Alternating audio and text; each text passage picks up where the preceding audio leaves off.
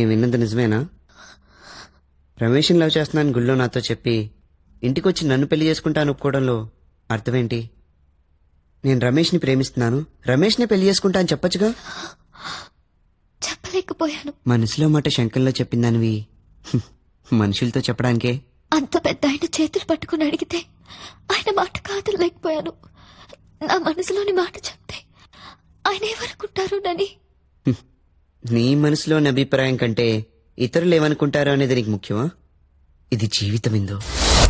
సరే ఇందు, నిన్ను పెళ్లి చేసుకోవడం నాకు ఇష్టమే, కానీ నన్ను పెళ్లి చేసుకోవడం నీకు ఇష్టమేనని నా కళ్ళలోకి చూసి ఒక్కసారి చెప్పు. చెప్పు. చెప్పలేవు, ఎందుకంటే నీ మనసులో రమేషే ఉన్నాడు. చూడిందు, పెళ్ళి అనేది 100 ఏళ్ళకి సంబంధించిన విషయం. మనసులో ఒకరిని పెట్టుకుని మరొకరితో తాళి కట్టించుకుంటే క్షణక్షణం నరకం అనుభవించాల్సి వస్తుంది. ఇందు 5-6 నెలలు తొడిగి పారేసే చెప్పుల కోసం మనం ఎన్నో షాపులు తిరిగి ఎన్నో చెప్పులు చూస్తాం. అలాంటిది చెప్పులు సెలెక్ట్ చేసుకోవడంలో ఉండేంత శ్రద్ధ కాబోయే భర్తను సెలెక్ట్ చేసుకునే విషయంలో ఎందుకుండదు? నచ్చని చెప్పులు వేసుకుని కొంతకాలం నడవగలమేమో, కానీ నచ్చని మనిషితో జీవితాంతం కలిసి నడవలేమిందు. నువ్వు తీసుకున్న తప్పుడు నిర్ణయం వల్ల జీవితాంతం నీతో పాటు నేను ఎడవాలా? సరే, నువ్వు చెప్పలేకపోయినా ఎవరి మనసులో ఏముందో నేనే చెప్తాను. ఏమిటి అనువరేది? అవును తాతయ్య, నాకు ఈ పెళ్లి ఇష్టం లేదు. అదే ఎందుకు ఇష్టం లేదు అని అడుగుతున్నాను. కొన్నిటికి కారణాలుంటాయి, కొన్నిటికి ఉండవు. అంటే అందరికీ అమ్మా నాన్న ఉన్నారు, నాకు లేరు. మీ అందరికీ చదువు ఉంది, నాకు లేదు. మీ అందరికీ ఇందు నేను పెళ్లి చేసుకోవడం ఇష్టం, కానీ నాకు ఇష్టం లేదు. కారణం నా తలరాత తాతయ్య. ఆ తలరాత మార్చి నీ జీవితం బాగు చేయాలనే ఈ పెళ్లి గురించి ఆలోచించానురా. ఇందు ఇంటి కోడలవుతుందని అవతల మాట కూడా ఇచ్చాను. అవతల మాట ఇచ్చావని యువతల వాళ్ళ మనసు మార్చుకోవాలా? మాట మార్చగలం గాని మనసు మార్చలేం. నాకే నీతులు చెప్తున్నావురా? నీతులు కాదు, నిజాలు. నువ్వేం చెప్పద్దు. ఎవరైనా చెప్పినా నేను ఇందుని పెళ్లి చేసుకోను. వీడి మంచి కోసం చెప్తుంటే ఇంత మూర్ఖంగా మాట్లాడుతున్నాడు. మూర్ఖంగా మాట్లాడింది నేను కాదు, నువ్వు. రేపు మాప పోయి నీ గురించి నా జీవితాన్ని నాశనం చేసుకోమన్నావే, నీది మూర్ఖత్వం.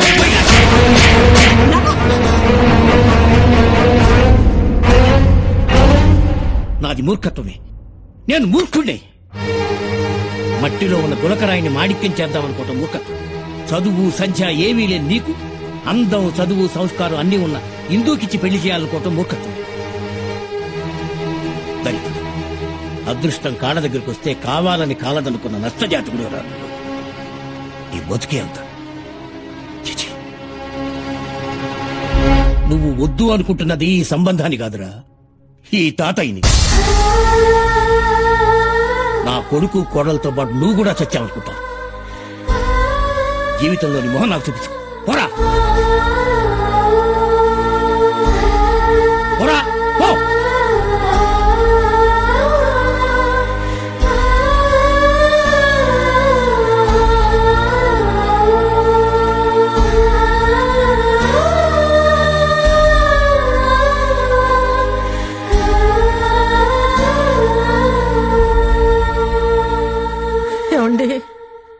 అందరి ముందు నా తల దించుకునేలా చేశాడు. సంబంధం మాట్లాడవలసింది వీడికి. ఇందుకి అన్ని విధాలా తగినవాడు.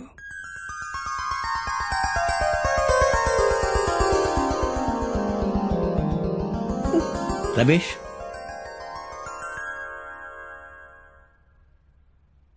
ఎరా రమేష్కి ఇందూనిచ్చి పెళ్లి చేయడానికి మీకేమైనా అభ్యంతరమా? ఈ ఇంట్లో ఏ నిర్ణయం తీసుకున్నా మీరే కదా నాన్నగారు, అంతా మీ ఇష్టం. అమ్మా మీకు? మీ ఇష్టమే మా ఇష్టం నాన్న. నా మాట మీద ఇంత గౌరవం ఉంచినందుకు చాలా సంతోషం. అది చాలమ్మా.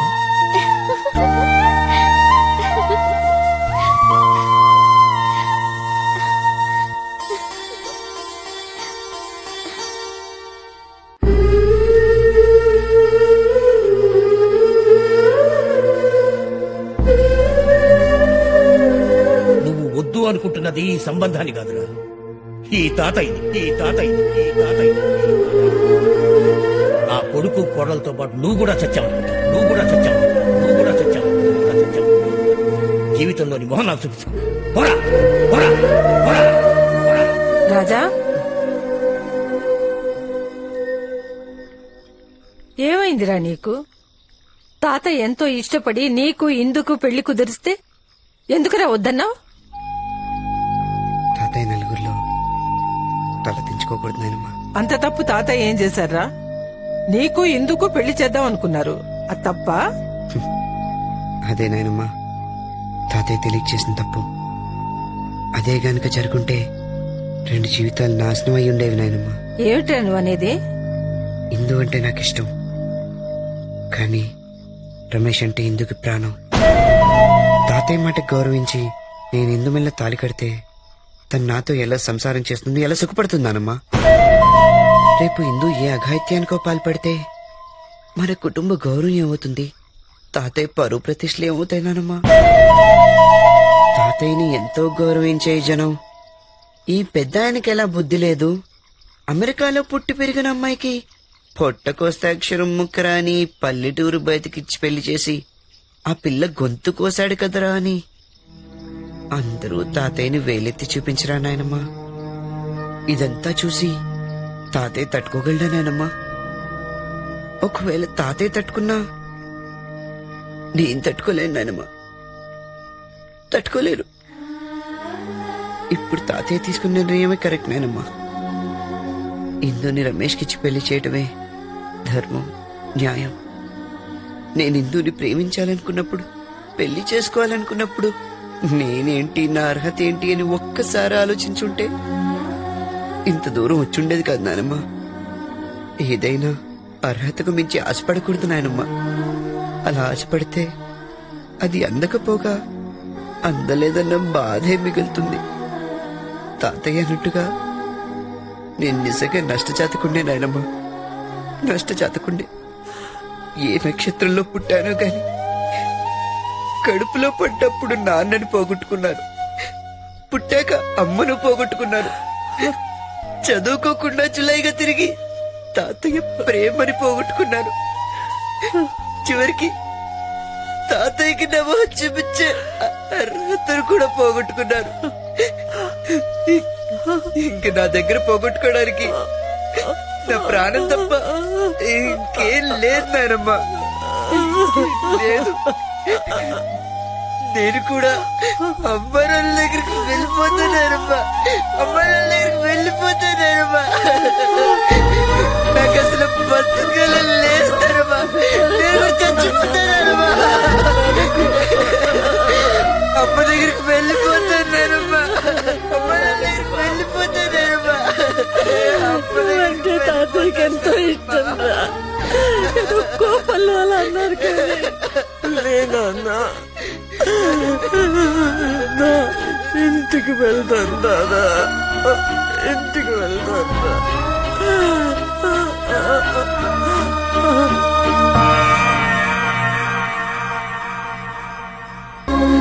చదువు రాని వాడు అని నిన్ను ఎంతో చులకనగా చూశాను. నీ సంస్కారం ముందు ఈ చదువులు ఎందుకు పనికిరావని తెలిసింది. నన్ను క్షమించున్నాను. అయ్యో తాతయ్య, 10 మందిని ఆశీర్వదించే చేతులేవి, నేను మిమ్మల్ని క్షమించడం తాతయ్య.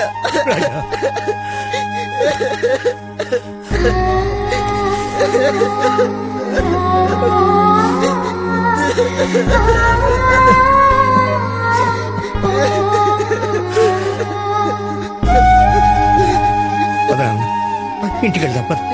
పద నాన్న.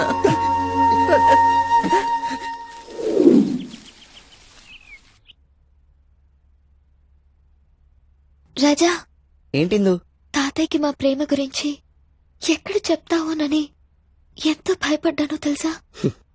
నన్ను అర్థం చేసుకుంది ఇంతేనా ఇందు?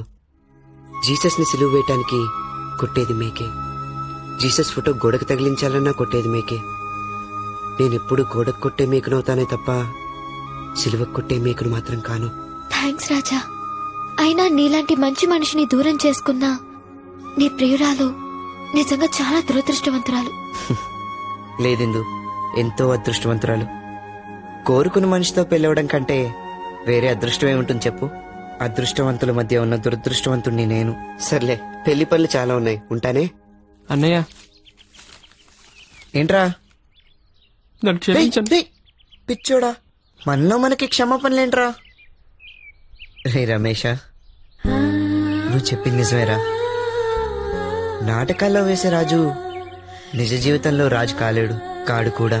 కానీ నేను ఆడిన నాటకంలో నేను రాజుని కాలేకపోయినా ఇందు మనసు గెలుచుకుని నువ్వు రారాజు అయ్యావు. అది చాలురా నాకు, అది చాలు.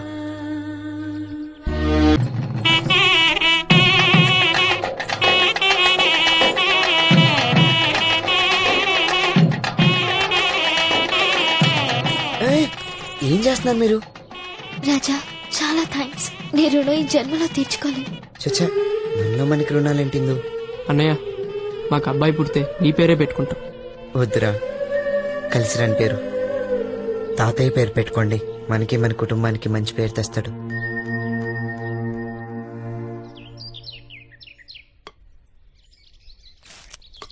ఒరే రాజా, ఆ? స్టేషన్ కడదాం, బండి తీరా. ఓసీకే డ్రైవర్ దొరికితే రైల్వే స్టేషన్ కండి చంద్రమండలానికి తీసుకెళ్తావు. నేను రాంటా. ఒరేయ్, రేపు నాకేదైనా జరిగితే ముందుండి ముందడిగేసే ముద్దులు మనవడి నువ్వే కుదరవేదో. అబ్బుచో, సెంటిమెంట్ తో కొడుతున్నావు తాతో. సరే, ఏం చేస్తాం? చచ్చినట్టు తీసుకెళ్తాం. పద. నమస్కారం సార్. నమస్కారం. ఎవరు తాతయ్య? తర్వాత వీడేనండి నా ముద్దుల మనవడు, పేరు రాజా. బాగున్నారా అల్లుడు గారు? అల్లుడా? నీ కాబోయే మావగారు రా. అవును అల్లుడు గారు. తల్లి లేని పిల్ల కదా అని నా ఒక్కగానొక్క కూతుర్ని గారాబంగా పెంచాను. ఎన్నిసార్లు పెళ్లి చేసుకోమని అడిగినా చేసుకోనని ముందుకేసి, ఎందుకమ్మా అని అడిగితే తను చిన్నప్పటి నుంచి నిన్ను ప్రేమించిందట, నిన్ను తప్ప వేరెవరిని పెళ్లి చేసుకోనని చెప్పింది. ఆ విషయమే తాతగారికి చెప్పాను. అవునరా, నువ్వు ప్రేమించే అమ్మాయి నీ జీవిత భాగస్వామిగా వచ్చే కంటే నిన్ను ప్రేమించే అమ్మాయి నీ జీవిత భాగస్వామిగా వచ్చిందంటే ఆ జీవితమే వేరు, ఆ సంతోషం వేరు. అందుకే పిలిపించాను. ఏమంటావు? నీ ఇష్టం తాతయ్య. నాకు తెలుసురా, నువ్వు నా మాట కాదనవని. చలపతి అమ్మాయి ఎక్కడా? లోపలుంది. అమ్మా నందు.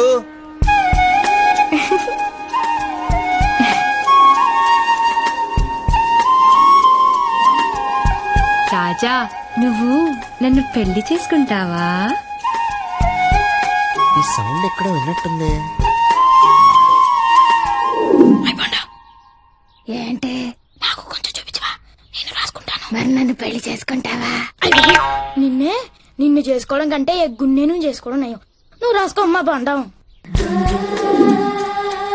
నువ్వా? చిన్నప్పుడు అంత లావుగా ఉండేదాన్ని, ఇప్పుడు ఇలాగా. నీకోసమే. నన్ను పెళ్లి చేసుకుంటావా? రామ్మానందు. తాతయ్య, నన్ను ఆశీర్వదించండి. రెండు నూరేళ్లు చల్లగా ఉండమ్మా. థ్యాంక్స్ తాతయ్య. పదండి, రండి. పోదా అమ్మా? హోదామే.